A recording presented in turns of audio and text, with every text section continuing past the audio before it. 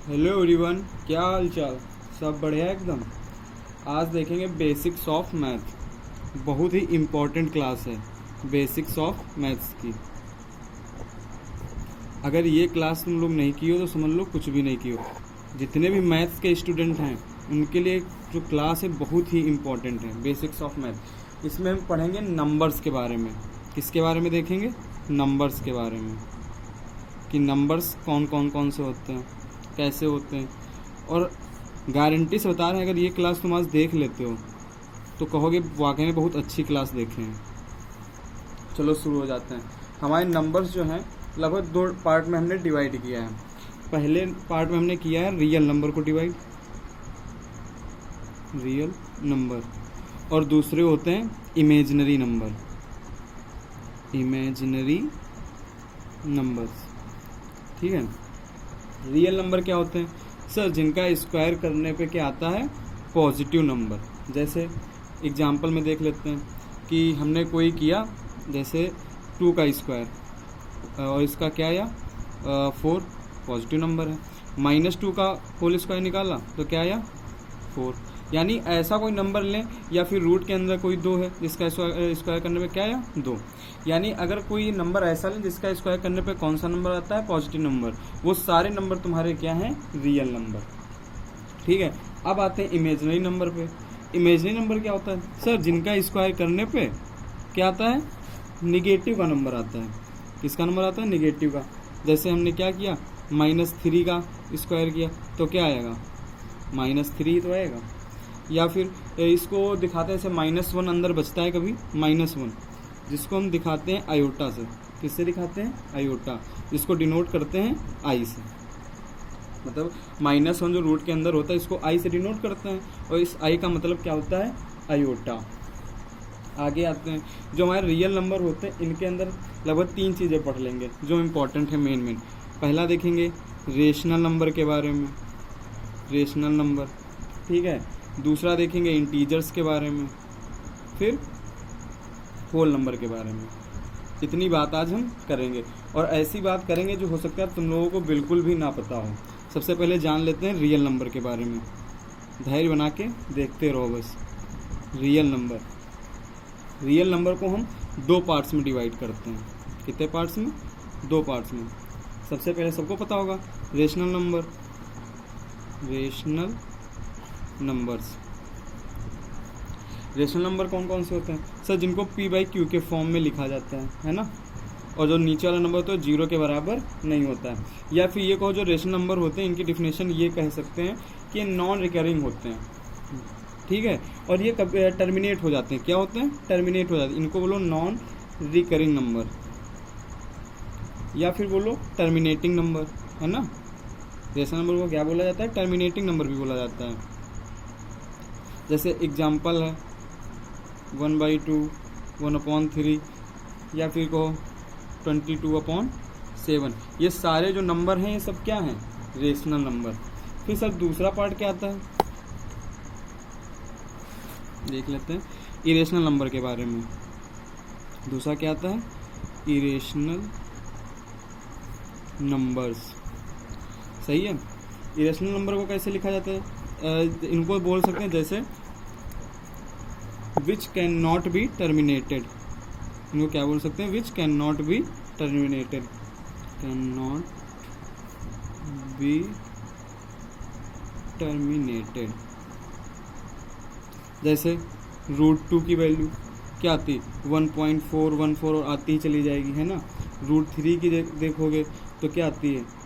1.7321 आती चली जाएगी। पाई की भी वैल्यू आती ही चली जाएगी। ये सब नंबर क्या कहलाते हैं? Irrational number. यहाँ तक की क्लियर है? कुछ नई चीज़ सीखने को मिली? चलो आगे देखते हैं थोड़ा बहुत। अब इंटीजर्स के बारे में। इसके बारे में, इंटीजर्स के बारे में। इसमें भी बहुत अच्छी अच्छी बातें जो जानेंगे, ध्यान से देखना। इंटीजर्स, जिसको डिनोट कैसे करते हैं? जेड से। और हाँ, ये क्लास कोई 6th 7th 8th के लिए नहीं, ये 6th 7th 8th 9th 10th 11th 12th, यहाँ तक कि जो 11th 12th के भी बच्चे देखते हैं उनके लिए बहुत इंपॉर्टेंट ये क्लास है। उनको भी नंबर सिस्टम के बारे में पता नहीं होता। आज ये मेरी पहली क्लास है, और हम रोज़ थोड़ी बहुत बेसिक क्लास की जो वीडियो होंगी डालते रहेंगे, तो आप लोग देख सकते हैं। सबसे पहले देखते हैं इंटीजर्स। इंटीजर्स को क्या दिखाते हैं, जेड से, ठीक है। सभी को पता होगा सर, जितने भी पॉजिटिव नंबर और निगेटिव नंबर, ये सारे नंबर को मिला दो तो इंटीजर्स बन जाते हैं। या बोल सकते हैं माइनस के इन्फिनाइट से और प्लस के इन्फिनाइट तक जितने भी नंबर आते हैं, वो सारे नंबर क्या कहलाते हैं, इंटीजर्स। -1 0, ठीक है, फिर 1 2 3 और फिर है ना, ये सारे नंबर क्या कहलाते हैं, इंटीजर्स। ये सभी को पता है।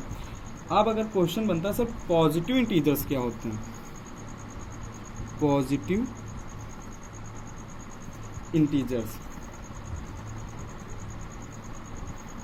ये एक अच्छा सवाल है और इसमें बच्चे ज़्यादातर कंफ्यूज होते हैं। कोई यहाँ पे 9th 10th वाले ही नहीं, 11th 12th वाले भी बच्चे कंफ्यूज हो जाते हैं। कभी पूछ के देखना अपने दोस्तों से, इसको Z+ से दिखाते हैं, वो बच्चे उनको कंफ्यूज ही आ जाएंगे, समझ रहे हो बात को, मतलब कंफ्यूज हो जाएंगे। चलो आगे देखते हैं कौन से होते हैं। अब इसमें ये बताओ, जीरो आएगा, बताओ पॉजिटिव इंटीजर्स में जीरो आएगा। अब आधे से ज़्यादा बच्चे बोल लेंगे होंगे कि आएगा सर, लेकिन इसमें जो पॉजिटिव इंटीजर्स में क्या होता है, जीरो नहीं आता है। वो कहाँ से आता है, 1 से। 1 2 3, यानी पॉजिटिव इंटीजर कहाँ से स्टार्टिंग होती है, 1 से, वो कहाँ तक, प्लस के इन्फिनाइट तक। इनको बोलते हैं पॉजिटिव इंटीजर्स। फिर सर जीरो तो आता है, उसके बारे में जानेंगे, थोड़ा सब्र रखो। फिर आगे चलते हैं, निगेटिव इंटीजर्स के बारे में देख लेते हैं। इसके बारे में, निगेटिव इंटीजर्स के बारे में, निगेटिव इंटीजर्स, इसको कहाँ से डिनोट करेंगे, अब तो सब लोग समझदार हो, Z- से। अब इसमें भी तुरंत आंसर बता दोगे, कहाँ से स्टार्टिंग, इसमें क्या जीरो आएगा, नहीं आएगा भाई।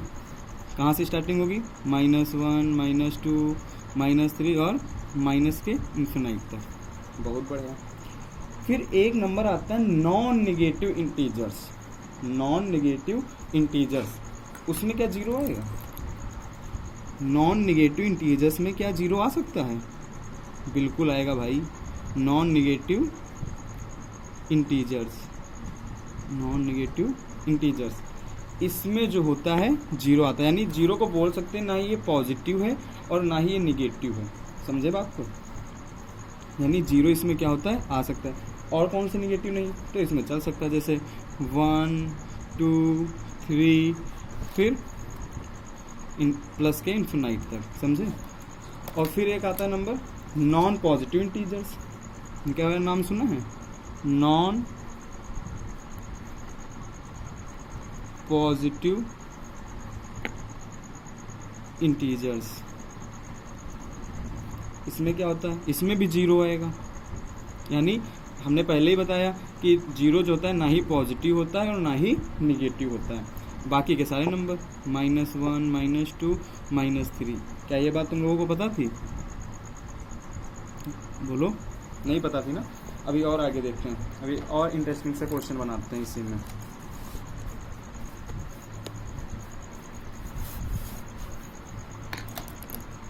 अब आते हैं सबसे पहले होल नंबर के बारे में जान लेते हैं। सभी को पता होगा होल नंबर क्या होते हैं, होल नंबर्स। होल नंबर्स की स्टार्टिंग होती है जीरो से, 0 1 2 और 3 4 और बोल सकते हो इन्फिनाइट तक, ठीक है। फिर आते हैं नेचुरल नंबर, ये सभी को पता होगा, है ना। नेचुरल नंबर्स ये कहाँ से होते हैं, इनकी 1 से, इसमें जीरो हट जाता है और 1 से 1 2 3 और कहाँ तक, इन्फिनाइट तक, समझे बात को। अब आते हैं प्राइम नंबर्स, ये बहुत अच्छा क्वेश्चन, इसमें देखना क्वेश्चन पूछेंगे और बताना, तुम ही लोग जवाब दोगे इसका। प्राइम नंबर्स, ये है तो बहुत छोटा सा, लेकिन इसमें भाई बहुत जगह हमने देखा है कि टीचर्स भी फंस जाते हैं, तो बताना। अब हम एक क्वेश्चन तुमसे पूछते हैं। सबसे पहले क्वेश्चन मेरा ये है, उसका जवाब दो, कमेंट में बताना, ठीक है। इज 1 ए प्राइम नंबर, क्या जो 1 है वो प्राइम नंबर है। कितने लोग बोल रहे हैं यस, कितने लोग बोल रहे हैं नो, बताओ इसका जवाब कौन देगा। 1 प्राइम नंबर है कि नहीं है, अगर है तो क्यों है, अगर नहीं है तो क्यों नहीं है। चलो हमको लगता है लगभग सभी को पता होगा, जिनको नहीं पता है आगे देखते हैं। कि पूरी पहले मेन डिफिनेशन जान लेते हैं। ठीक है, मेन डिफिनेशन क्या है इसकी? Number having two factors, one और नंबर इटसेल्फ, नंबर इटसेल्फ। यानी प्राइम नंबर वो होते हैं कि जिसके दो फैक्टर होते हैं, एक तो 1 होना चाहिए और जो दूसरा नंबर जिसका तुम पूछ रहे हो कि प्राइम नंबर है कि नहीं, वो खुद होना चाहिए, ना इससे कम ना इससे ज़्यादा। समझे बात को? अभी तक तुम लोग ये पढ़े होगे कि सर जो अपने आप से नंबर कट जाए वही प्राइम नंबर होता है। भाई ये डिफिनेशन गलत है, ये बच्चों वाली है। बच्चों वाली मतलब फर्स्ट सेकंड नर्सरी वालों के लिए, हमारे हिसाब से जो 12th में है उनके लिए समझो नर्सरी वाली है डिफिनेशन।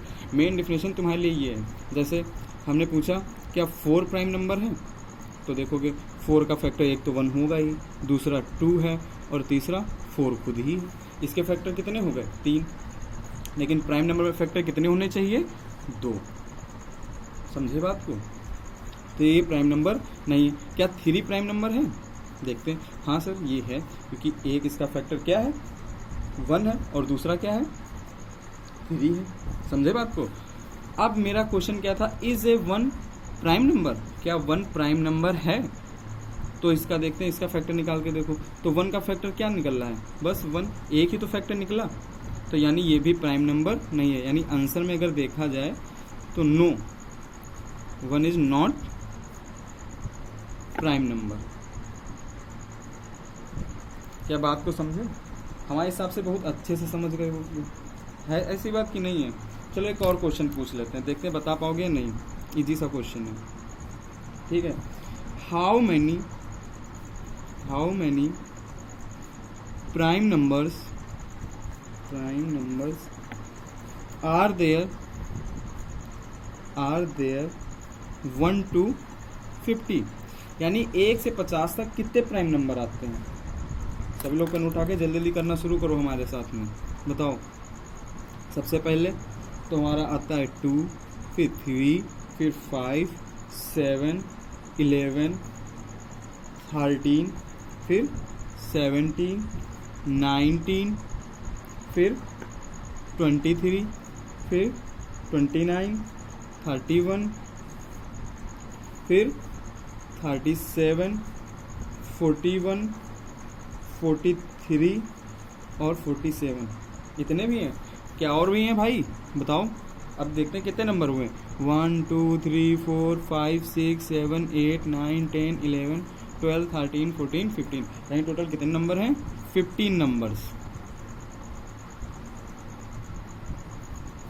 समझे बात को?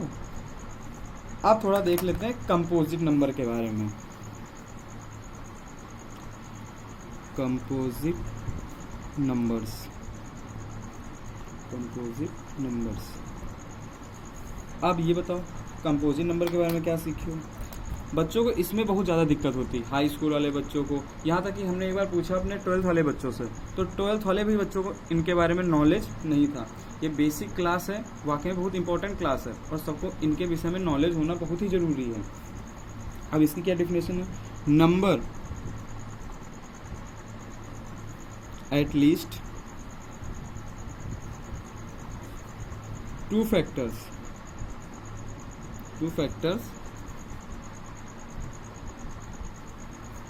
Other than 1। यानी नंबर्स एट लीस्ट कम से कम कितने फैक्टर होने चाहिए? 2 फैक्टर होने चाहिए। किसको छोड़ के? 1 को छोड़ के। यानी 1 को छोड़ के 2 फैक्टर और होने चाहिए। यानी 1 को छोड़ के 2 फैक्टर क्या होने चाहिए? और होने चाहिए। वो क्या होता है? Composite number. जैसे एग्जांपल में देखते हैं। सबसे पहले 4 का एक हुआ 2, दूसरा हुआ 4 और तीसरा हुआ 1, है ना? यही तो होते हैं इसके फैक्टर। अब इसमें 1 को छोड़ दिया तो क्या 2 फैक्टर हैं कम से कम? यानी ये भी क्या है? Composite number. अब ऐसे देख लेते हैं 8 को। 8 कंपोजिट नंबर है कि नहीं है? तो इसका एक फैक्टर 2, दूसरा 4, तीसरा 8 और 1 तो होता ही है। इसके तो भाई 2 से ज़्यादा हो गए फैक्टर, 1 को भी छोड़ के 1 2 3, तो ये भी क्या है? कंपोजिट नंबर है। बहुत बहुत धन्यवाद भाई लोग इतनी वीडियो देखने के लिए। मुझे लगता है आप लोगों को बहुत अच्छे से समझ में आया होगा। अगर समझ में आया तो कमेंट करके ज़रूर बताना, ताकि मैं नेक्स्ट वीडियो जल्दी से जल्दी ला सकूं और अपलोड कर सकूं। समझे भाई लोग? बहुत बहुत धन्यवाद।